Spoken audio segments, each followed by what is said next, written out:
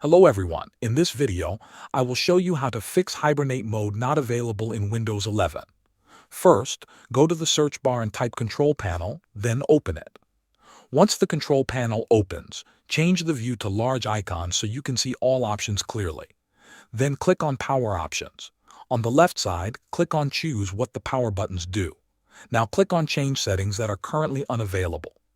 This step may ask for admin permission, so allow it. After that, scroll down to Shutdown settings and look for the Hibernate option. If you see it, then check the box next to Hibernate and click Save Changes. Now open the Start menu, click the power icon, and check if Hibernate is available. If you do not see the Hibernate option, then you need to enable it using Command Prompt.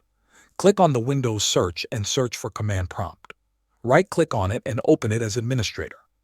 In the window, type power cfg/hibernate-01 and press Enter. Wait for the command to complete, then restart your computer. After the restart, go back to Power Options again and repeat the steps to enable Hibernate from Shutdown settings.